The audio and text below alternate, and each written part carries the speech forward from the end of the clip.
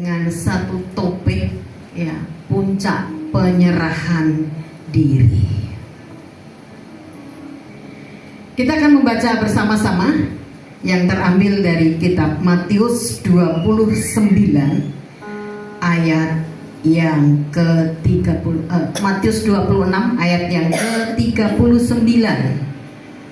Ya, mari kita baca secara bersama-sama. 2, 3. Setelah itu dia maju sedikit, lalu tersungkur dengan wajahnya dan berdoa. Katanya, Bapakku, jika mungkin, lalukanlah cawan ini daripadaku. Namun janganlah seperti yang aku kehendaki, melainkan seperti yang Engkau kehendaki. Ini merupakan satu doa Yesua, di mana detik-detik waktu dia akan ditangkap dan dibawa ke sebuah proses penyaliban. Ini merupakan satu keadaan yang tidak ringan dan satu keadaan yang sangat berat, karena ini berbicara tentang nyawa, saudara. Kalau kita perhatikan di masa-masa di mana Tuhan Yesus, saudara, selesai tugasnya di muka bumi, ya, selama beberapa waktu melayani, dan pada akhir sebelum Tuhan Yesus masuk kepada proses penyaliban, saudara, ada begitu banyak, ya, peristiwa-peristiwa yang terjadi, ya, dengan tidak hanya memberikan perumpamaan firman yang disampaikan, ya, bahkan pengajaran-pengajaran yang cukup dalam, terutama kepada murid-muridnya, yang mana waktu itu semakin lama dekat waktunya, kalau kita baca, saudara, cerita dan kisah, ya, kebersamaan Tuhan Yesus bersama-sama dengan murid-muridnya, kok semakin lama semakin tidak mengerti, kira-kira seperti itu, tidak memahami akan rencana Tuhan. Ya, nanti kita akan belajar. Sehingga keadaan yang begitu berat, ya, tekanan yang begitu berat dirasakan dan dipikul Tuhan Yesus. Situasi yang begitu berat ini, saudara, satu keputusan yang Tuhan Yesus ambil adalah berdoa. Berdoanya tidak seperti biasa-biasa. Kalau kita baca, ya, selalu Tuhan Yesus pagi-pagi benar selalu berdoa. Tapi kita tidak mungkin kita tidak mendapati berdoa tentang apa. Tapi di sini jelas dikatakan doanya tercatat, saudara. Ini doa yang tidak biasa. Ini doa yang berbeda. Oleh karena apa? Oleh karena sebuah tekanan yang begitu berat yang dia rasakan, karena dia tahu, saudara, langkah-langkah ke depan akan menghadapi satu keadaan yang sangat, ya, boleh dikatakan menyakitkan. Ya.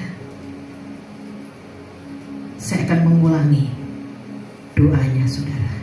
Bapakku, jika mungkin, lalukanlah cawan ini daripadaku, namun janganlah seperti yang aku kehendaki, melainkan seperti yang Engkau kehendaki.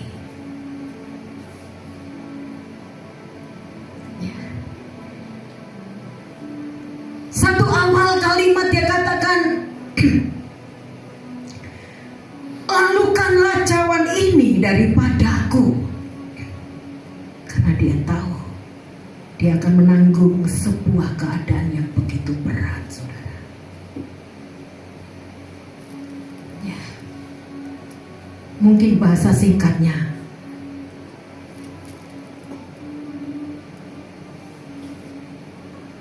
biarlah aku tidak melewati keadaan seperti ini dan menghadapi keadaan seperti ini.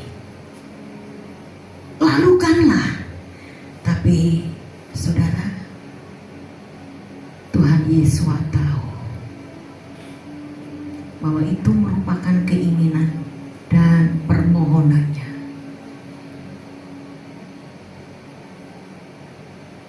Satu hal yang lebih dalam lagi, Tuhan Yesus sekalipun dia punya permohonan, tetapi satu jawaban yang tentunya dia mau terima adalah bukan keinginannya, bukan kehendaknya, tapi kehendak Bapa di surga. Ya. Kehendak Tuhan merupakan kehendak yang tepat dan terbaik. Namun seringkali ya, tidak seiring atau sesuai dengan kehendak kita. Betul? Betul Bapak Ibu? Ya. Roma 12 ayat yang kedua. Ya. Roma pasal yang ke-12 ayat yang kedua. Ayo kita baca sama-sama. 2, 3.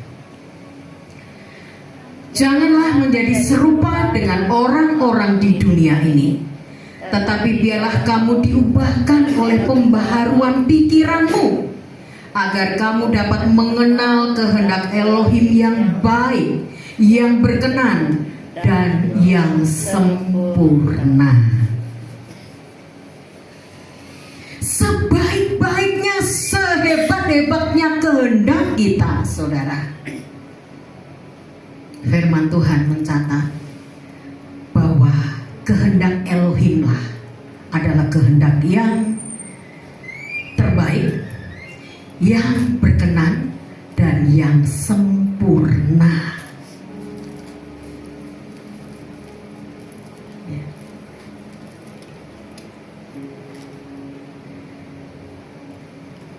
Mengikuti kehendak Tuhan tentunya itu akan menjadi pilihan kita. Amin. Amin. Ya. Ketika kita menyadari bahwa kehendak Tuhan itu adalah kehendak yang terbaik, ya, kehendak yang berkenan dan yang sempurna, tentunya kita mau bahwa kehendak Tuhan itu yang terjadi dalam hidup kita. Saudara, namun apakah demikian? Waktu-waktu yang sudah kita lalui seiring umur kita sampai hari ini, mungkin kita bisa menghitung seberapa banyak kita dapat mengikuti kehendak Tuhan. Sebab ketika kita mengikuti kehendak Tuhan, tentunya di sana tidak ada kegagalan. Ya. Tentunya di sana, saudara, kita akan menemukan sebuah karya Tuhan yang dahsyat dan luar biasa dalam hidup kita. Namun seringkali kenapa, saudara?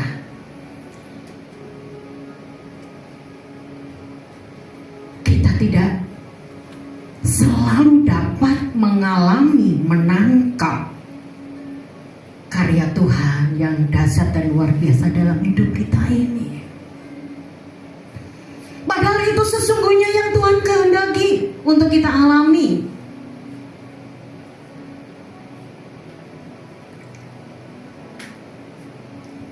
Firman Tuhan yang kita baca tadi, saudara, sudah jelas mengatakan dalam Roma 12 ayat 2, jangan menjadi serupa dengan orang-orang dunia. Bahkan firman Tuhan juga berkata, jika engkau mengasihi dunia dan seisinya, ya, maka engkau tidak layak bagiku. Ya. Hari ini kita mungkin akan belajar agak lebih keras, mungkin keras saudara. Tapi ini bagian dari kehendak Tuhan yang harus kita pahami di dalam hidup kita. Ya. Kehendak Tuhan mungkin tidak mudah, tetapi selalu membawa kita kepada tujuan yang mulia. Percayalah, Dia tahu yang terbaik ketika kita, saudara, berjalan di dalam kehendak Tuhan.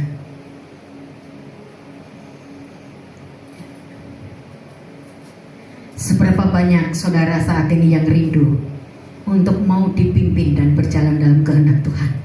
Halo? Ya, berat rasanya ya.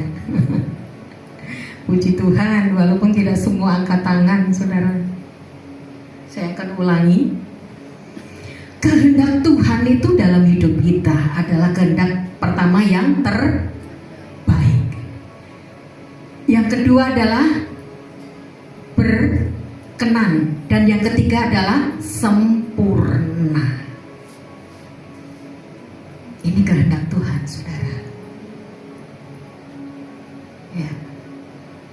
Kehendak kita, ya, tentunya tidaklah demikian, tidak selalu demikian, walaupun seringkali kita berpikir itu yang terbaik bagi kita,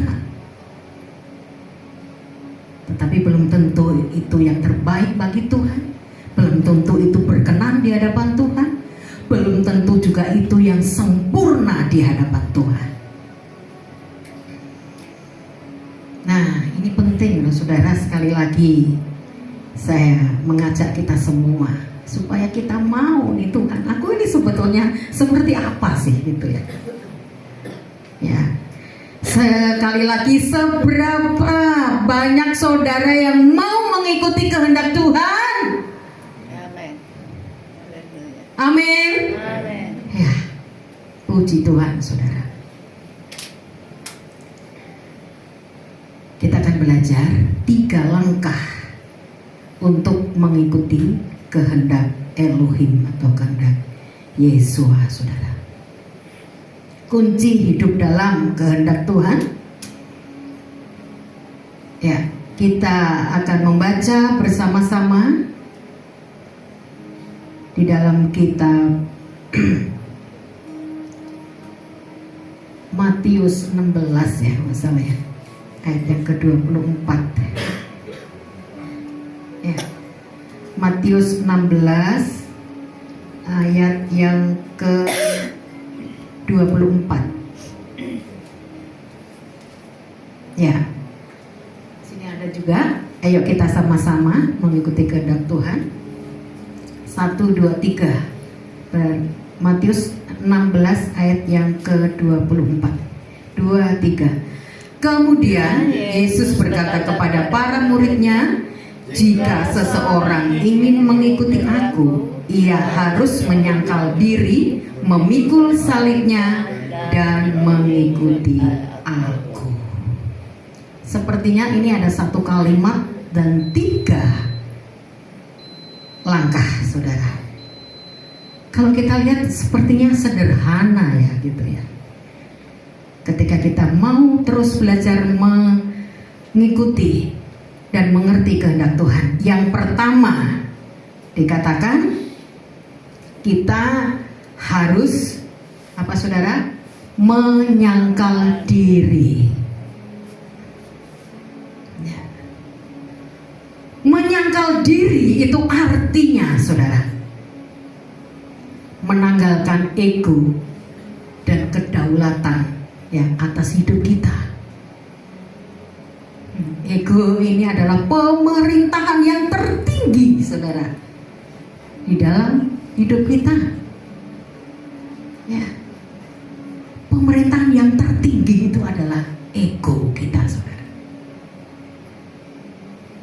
Ya. Menyangkal diri berarti tindakan tegas untuk mengatakan tidak atas dosa untuk mengutamakan kehendak Tuhan. Nah, kita akan belajar di sini sama-sama, saudara. Ya, menyangkal diri. Ya, kita menanggalkan ego. Ego ini, saudara, ketika kita ikuti, dia akan bermanifestasi dengan berbagai-bagai hal yang akan, saudara, sebetulnya membuat sebuah kerugian yang besar bagi kita dan juga bagi orang lain. Ya.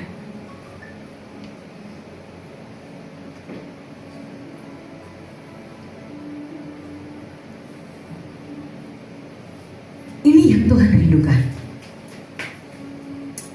Di dalam ego kita ini, saudara, di dalam penyangkalan diri kita ini, Tuhan mau, ya, kita dapat memahami dan mengerti siapa kita ini. Ya, kita adalah umatnya yang telah ditebus. Amin. Amen. Kita yang dimerdekakan, saudara. Yang harusnya dihukum tidak dihukum, kemudian kita dimerdekakan. Ya. Yang tentunya, saudara, Tuhan ingin Dia yang menempati satu pemerintahan yang tertinggi di dalam hidup kita. Dengan cara apa, saudara? Dengan cara kita mati bersama-sama dengan Dia. Ya. Kita mati bersama-sama dengan Dia. Ketika kita mati bersama-sama dengan Dia, maka kita pun akan bangkit bersama-sama dengan Dia dalam kemuliaan-Nya. Bapak, Ibu, dan saudara yang terkasih di dalam Tuhan, semuanya pernah lihat orang yang sudah mati, ya, atau meninggal. Pernah kita, ya, orang yang sudah mati atau meninggal, saudara. Bisakah kita ajak bicara? Halo? Bisakah ketika kita maki-maki dia, dia membalas? Tidak. Bisakah ketika kita fitnah, oh dia waktu hidup, ya, dia selalu iri sama aku, misalnya, saudara. Apakah dia bisa menjawab, Bapak Ibu? Tidak. Tidak. Apapun yang akan kita lakukan yang itu, saudara, ya, seharusnya membuat dia marah, dia kecewa, dia sakit hati, dia dendam, ya. Namun dia tidak bisa melakukan.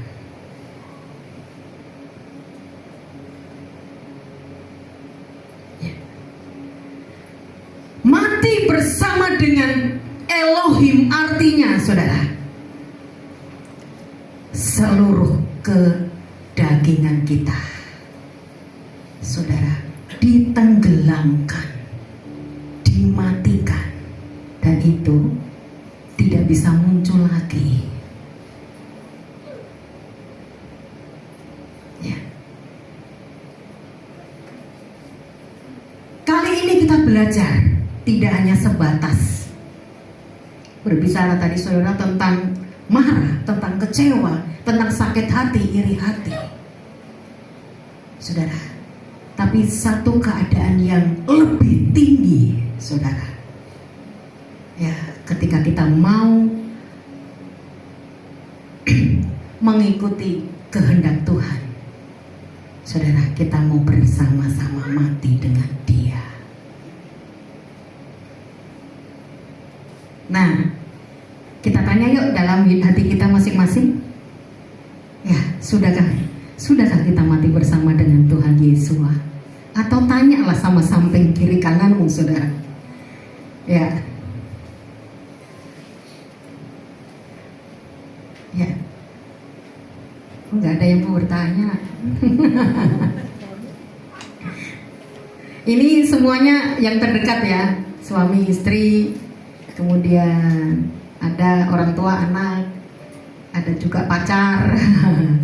Ya, tanya, sudahkah engkau mati bersama-sama dengan Tuhan? Tanya istrimu, saudara. Tanya suamimu, coba. Tanya, saudara. Ya. Apa jawabnya? Jawabnya apa? Yang punya pacar, ayo jawabnya apa? Oh, belum tahu. Para suami, apa jawaban istri? Para istri, apa jawaban suami? Nggak berani komen ya. Karena dia yang paling tahu kita ini udah mati belum bersama dengan Tuhan. Orang yang terdekat dengan kita yang paling tahu, saudara.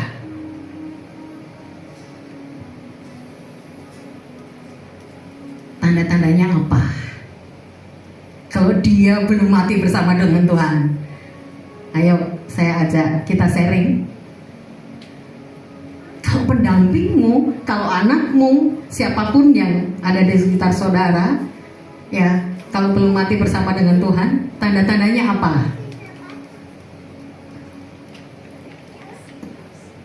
Halo? Masih? Marah. Ngambek. Halo? Satu, masih? Marah-marah ya. Ngambekan. Dua. Tiga. Ayo saudara, ngaku. Daripada nanti ketemu di rumah berantem loh. Ya.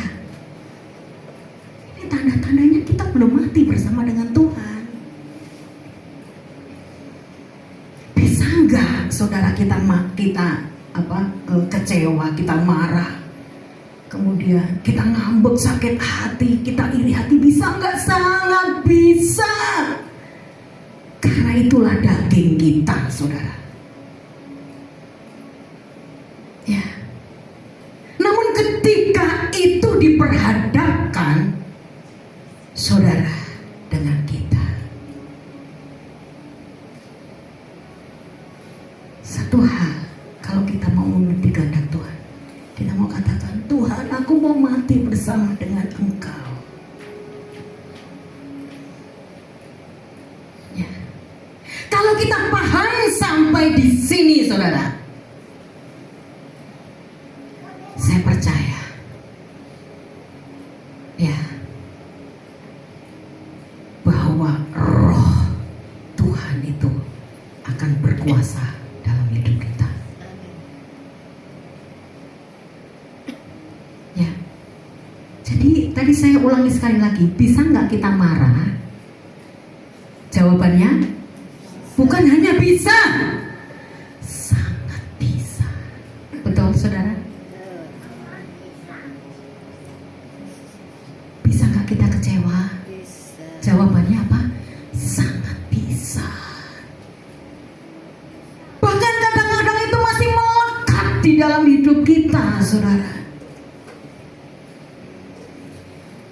Yang tadi saya katakan, hal-hal ini, saudara, ketika belum mati,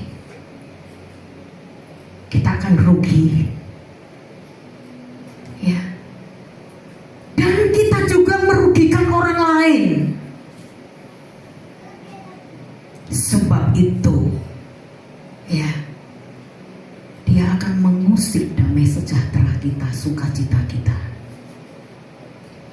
Mau Bapak Ibu kita bersama-sama belajar mati bersama Tuhan? Amin. Amin. Kita sama-sama belajar menyangkal diri. Gampang sih nyanyi sih gampang, saudara. Ya, kalau kita nyanyi tuh, waduh, seperti kita ini orang rohani itu gampang, saudara. Kalau kita berbicara bahkan berkhotbah seperti ini tuh gampang. Tapi mau nggak kita menyangkal diri kita, menaklukkan, menanggalkan ego kita? Kalau kita mau belajar, saudara, sampai di sini orang singgung kita mental, ya, bukan egonya yang muncul, tanduknya yang keluar. Orang sakiti kita lewat. Untung gak kita, saudara? Untung. Hati kita tidak kena panah dari si jahat. Ya. Makanya ketika kita masih belajar, saya nggak katakan saya sudah mati bersama-sama dengan Tuhan, saudara, belajar. Kenapa kok ulang terus diperhadapkan? Saudara, karena kita belum menang di sini. Ya. Jadi syarat untuk mengikuti kehendak Tuhan tadi yang terbaik, yang pertama adalah menyangkal diri. Kemudian yang kedua yaitu pikul salib. Salib siapa, saudara? Bukan salib Tuhan, tetapi salib kita. Ya. Mungkin kita sering mendengar ada satu kalimat, tiada kemuliaan tanpa penderitaan, tiada mahkota tanpa salib. Ya. Segala peristiwa demi peristiwa yang Tuhan izinkan terjadi dalam hidup kita, sebetulnya Tuhan itu membawa kita kepada kemuliaannya dan mahkota kehidupan, saudara. Namun kita harus tahu apa yang harus kita lewati. Ya. Tiada kemuliaan tanpa penderitaan. Penderitaan yang seperti apa jenisnya? Penderitaan bukan oleh karena dosa yang kita lakukan, saudara, tapi penderitaan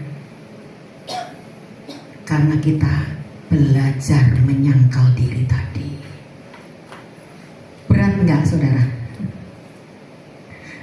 Halo, kira-kira berat enggak?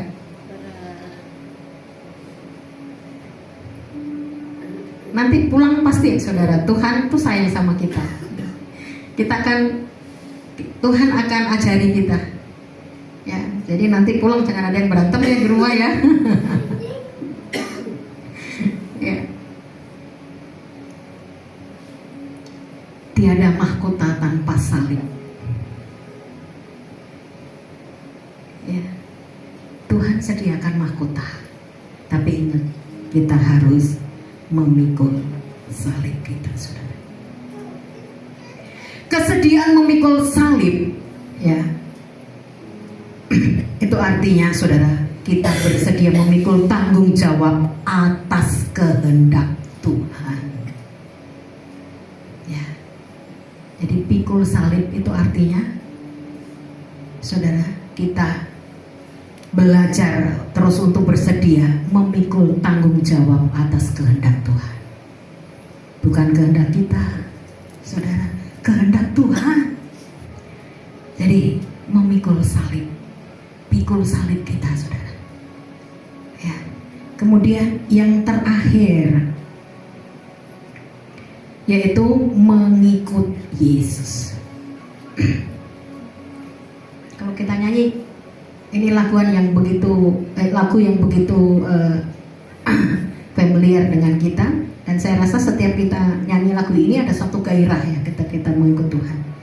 Ada satu lagu, mengikut Yesus keputusanku, mengikut Yesus keputusanku, mengikut Yesus keputusanku, ku tak ingkar, ku tak ingkar. Amin. Amin. Ku tak ingkar hari ini, ku tak ingkar bulan depan, ku tak ingkar tahun depan, berapa puluh tahun depan, seumur hidup kita. Amin. Ya, seumur hidup kita tidak ingkar, saudara. Tidak sedikit umat Tuhan kadangkala nggak sadar ketika dia meninggalkan Tuhan, dia sudah ingkar. Ketika dia mulai meninggalkan pelayanan, sudah ingkar, saudara. Ketika menghadapi sebuah tantangan yang begitu berat, mulai ingkar. Tapi kita mau merenungkan perkataan, hanya satu kata, ingkar.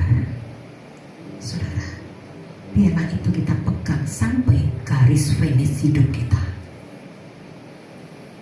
Siapapun mengecewakan kita, keadaan sepahit apapun yang kita hadapi, kita mau katakan, ku tak ingkar, ku tak ingkar. Amin. Amin. Ya.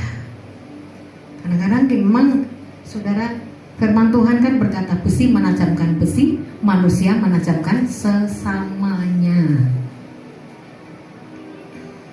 Ya.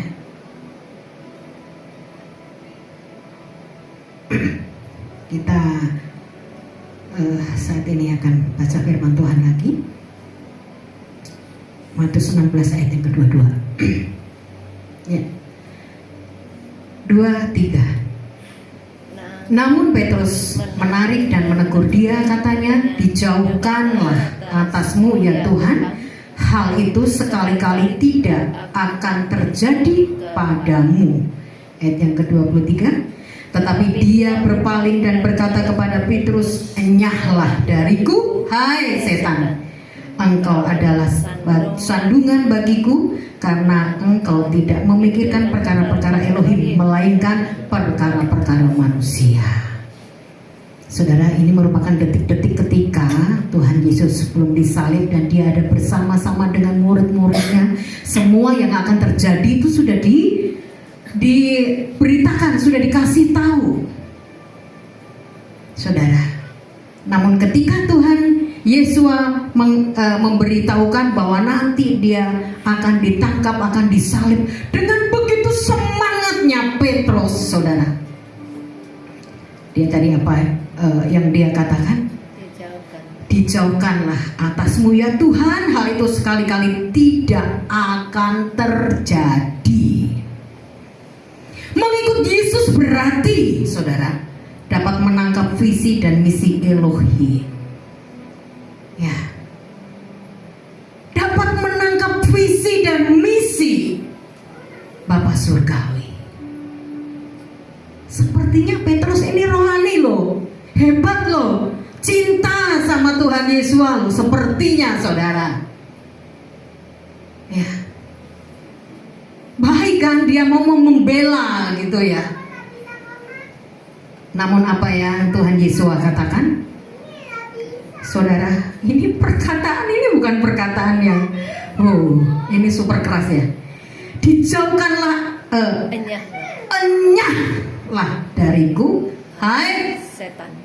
Tuhan ngomong sama siapa? Petrus. Ngomong sama siapa, saudara? Muridnya. Sama Petrus yang sedang berapi-api, saudara. Apa yang Tuhan katakan? Ya, hai setan. Kenapa? Waktu itu Petrus tidak menangkap maksud Tuhan, visi dan misi yang Tuhan Yesus lakukan di bumi. Ya. Jadi sesungguhnya ketika kita melayani Tuhan,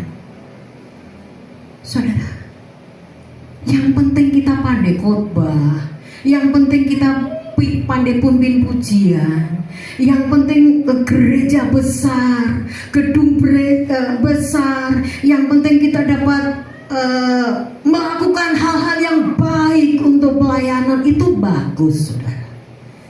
Namun jauh lebih daripada itu, saudara, kita mau belajar menangkap apa yang menjadi maunya Tuhan, visi dan misi yang Tuhan akan kerjakan di tengah-tengah pelayanan kita. Ya. Ini coba kita renungkan ayat yang ke-23 ini, saudara. Petrus marah nggak? Tersinggung nggak? Kecewa nggak ketika Tuhan berkata seperti itu, saudara? Halo? Saya percaya Tuhan Yesus nggak ngomong nyalah dariku hai setan, kira-kira gitu nggak, saudara? Ini tekanan ada yang tinggi tentunya, saudara. Kalau kita lihat dari kalimat ini, namun satu hal yang dimiliki oleh Petrus, sekalipun dia orangnya kayak berapi-api, tidak, hatinya itu lembut, saudara. Kalau dia ngantuk pasti dia langsung pergi, saudara. Betul nggak? Pasti dia langsung pergi. Aku kan mau bela Tuhan, kenapa kok justru malah dikatakan jadi batu sandungan? Petrus nggak marah, nggak ngambek, saudara. Kita lihat dari mana? Ketika begitu Tuhan Yesus ditangkap, apa yang dilakukan oleh Petrus? Ketika tentara-tentara itu menangkap Tuhan Yesus, yang dilakukan Petrus apa, Bapak Ibu? Ya, dia langsung ambil pedang dan memotong telinganya Malkus yang sedang menangkap Yesus. Wah, saudara,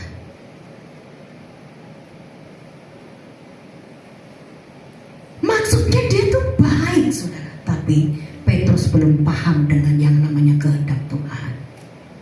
Orang yang belajar, orang yang sedang memegang misi dan visi dari Tuhan, saudara, dia akan connect ke surga. Apapun tantangan yang ada di hadapannya, saudara, itu tidak membuat dia berhenti. Ya. Mengikut Yesus, saudara, kita terus belajar mau menangkap visi dan misi yang Bapa kasih dalam hidup kita. Nah, ini satu topik tadi, ya saudara. Apakah dari semua ini yang dapat memampukan kita? Kita dapat menyangkal diri, kita dapat pikul salib mengikut Yesus, saudara. Yang bisa memampukan kita satu hal, ketika kita tinggal dalam kasih Tuhan. Ya, itu Yohanes 15 ayat yang ke-10 di sana dikatakan, jika engkau memelihara perintah-perintahku, maka engkau mengasihi aku.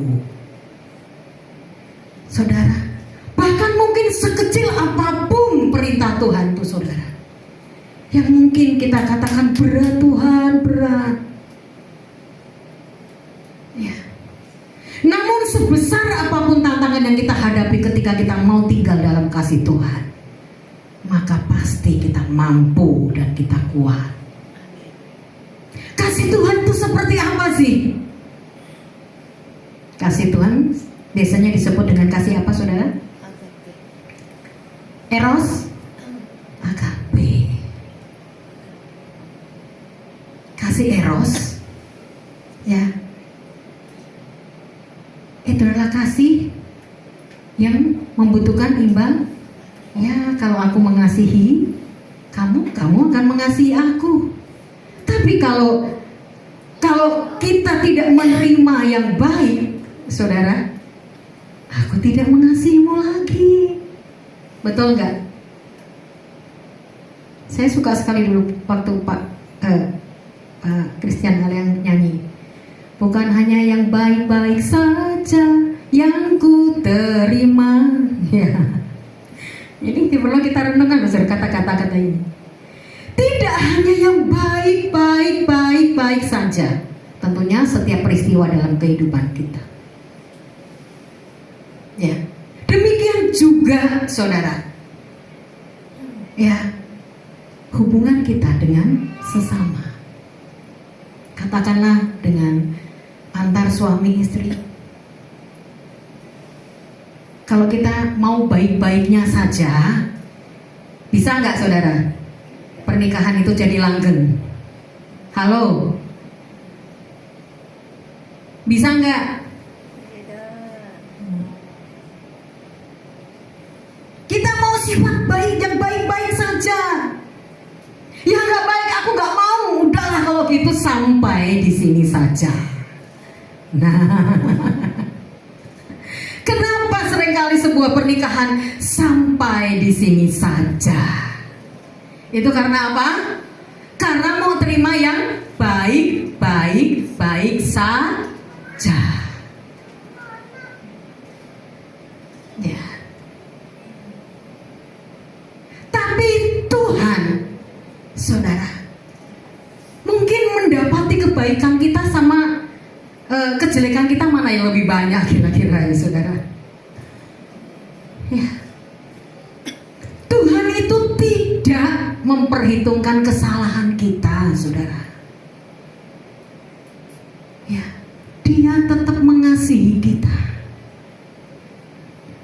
Dia mau terus mendidik kita. Walaupun kita mungkin bisa jatuh bangun, Dia terus mendidik kita. Bahkan Dia kadang-kadang mengajar kita, saudara. Dia membimbing kita. Dia terus membalut luka hati kita. Kasih-Nya tiada berkesudahan. Kita tidak akan pernah mampu, saudara, melakukan kehendak Tuhan ketika kita belum, saudara, mau tinggal di dalam kasih-Nya Tuhan. Ya. Jadi ingat, tidak hanya yang baik-baik saja. Saudara, Tuhan tidak hanya menerima kita karena kita baik. Kita tidak baik, Dia terima kita, saudara.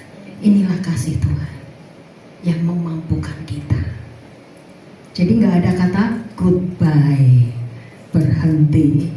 Maka pernikahan itu dikatakan langgeng sampai maut memisahkan, saudara. Ya, mungkin ini artinya begitu luas, saudara. Ya, kita mau bahwa kasih Tuhan itu kita miliki dalam hidup kita. Ya, ini kasih Tuhan yang dimiliki oleh yang diberikan kepada Petrus. Setelah Petrus dengan berapi-api memotong telinganya, saudara, wah, seakan-akan dia mengasihi Tuhan dengan hebat, saudara. Tetapi setelah dia menerima kenyataan, ya, Tuhan yang penuh dengan kuasa, Tuhan yang hebat, yang selama dia ikuti, saudara, ternyata, ya, menghadapi sebuah keadaan yang tidak menyenangkan. Ini berbicara tentang penyaliban. Apa yang dilakukan oleh Petrus, saudara? Halo? Aku tidak mengenal Dia. Ya. Setelah kecewa, saudara, Petrus jatuh di sini, saudara.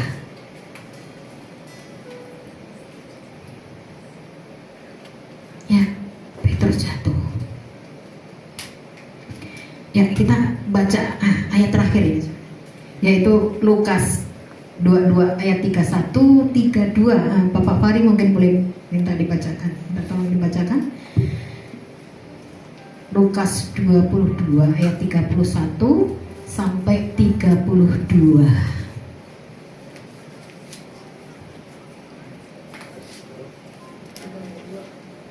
Ya, Lukas 22, 31, 32.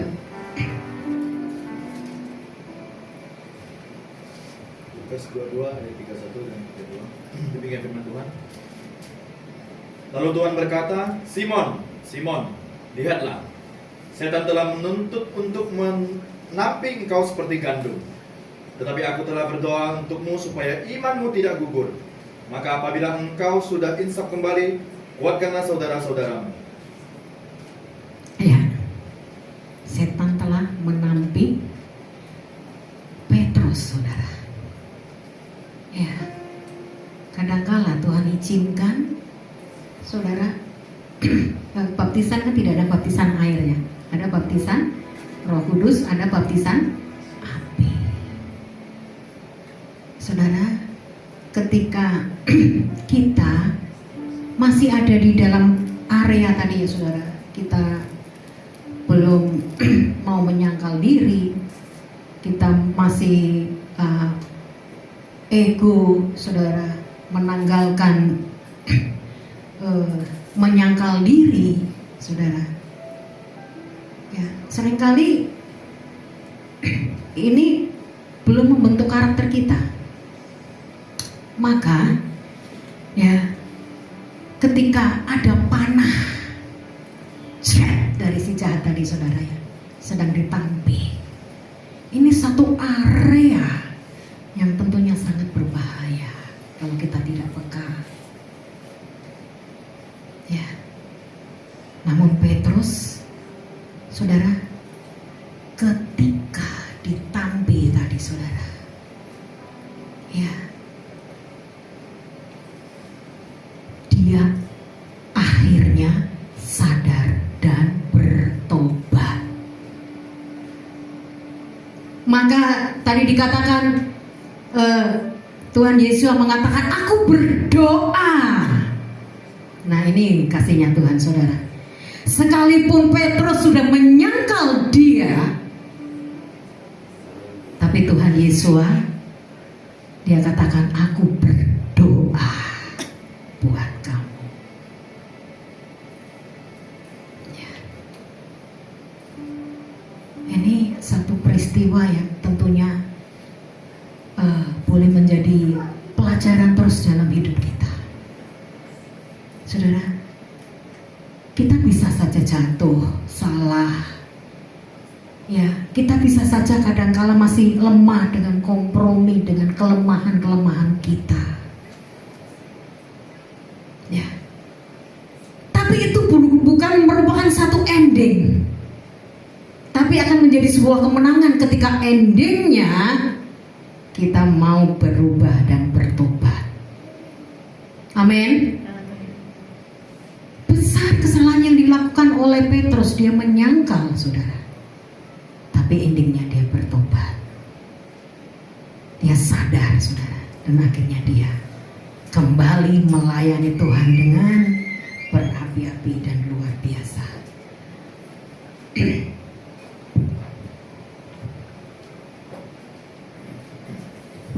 Satu konklusi penutup, saudara. Penyerahan diri bukan kehilangan kebebasan, melainkan menempatkan hidup di bawah pemerintahan Elohim.